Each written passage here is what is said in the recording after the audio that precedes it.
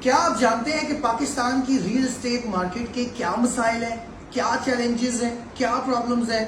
یقیناً آپ بھی کچھ نہ کچھ جانتے ہوں گے، لیکن کچھ چیزوں کے اوپر آج میں روشنی پوٹنٹ کروں گا۔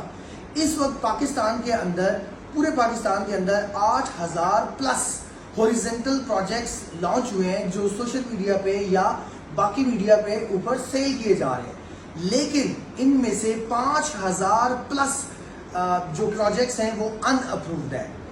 اب جب ان اپرووڈ پروجیکٹس میں انویسٹمنٹ ہوتی ہے تو اس سے بہت سارے مسائل پیدا ہوتے ہیں۔ کیا مسائل پیدا ہوتے ہیں؟ ان میں سے ایک سٹیٹس آپ یہ لے لیں کہ پاکستان کے اندر جو ریل اسٹیٹ کے اندر پیسہ انویسٹ کیا جاتا ہے، 50% انویسٹمنٹ جو ہے وہ ایسے پروجیکٹس میں ٹریپ ہو جاتی ہے جو پروجیکٹس چل نہیں پاتے کسی بھی وجہ سے، کسی مینجمنٹ کے ایشو کی وجہ سے، گورنمنٹ کے ساتھ کسی کانفلکٹ کی وجہ سے، یا زمینوں کے معاملات کے اندر پروجیکٹس ٹریپ ہو جاتے ہیں، اور جن لوگوں نے پیسہ اس پروجیکٹ کے اندر لگایا ہوتا ہے وہ بھی ٹریپ ہو جاتے ہیں۔ یاد رکھیں 50% آف پاکستان انویسٹمنٹ پروجیکٹ کے اندر ٹریپ ہو جاتی ہے۔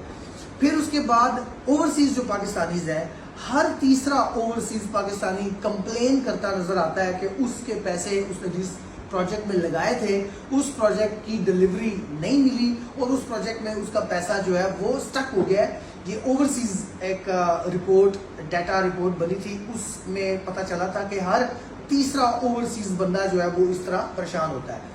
پھر اس کے بعد ہمارے پاکستان کی کورٹس کے اندر 50 سے 60% کیسز ریل اسٹیٹ میٹرز کے ہوتے ہیں۔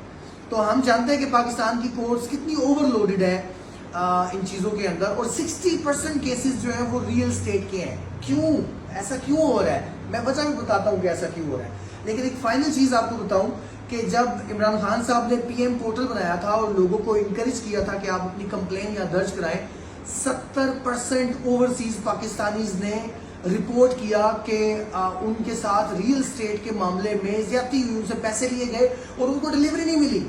تو اتنی یہ چیلنجز ہیں، اینڈ مطلب اس سچویشن کے اندر کاروبار کو گرو کرنا، چیزوں کو آگے لے کے جانا بہت چیلنجنگ ہوتا ہے، لیکن الٹیمیٹلی اگر ہم صحیح کام کریں تو یہی اپرچونٹی ہے کہ ہم صحیح کام کریں۔ اب یہ ساری چیزیں ہوتی کیوں ہیں؟ یہ ہوتی ہے basically lack of planning. Lack of planning میں بلڈر کی پلاننگ بھی ہوتی ہے، ڈیولپر کی پلاننگ بھی ہوتی ہے، اور گورنمنٹ کی پلاننگ بھی ہوتی ہے، ٹھیک ہے۔ اس کے بعد ریگولیٹری فریم ورک پر نہیں ہے اس وقت پاکستان کے اندر۔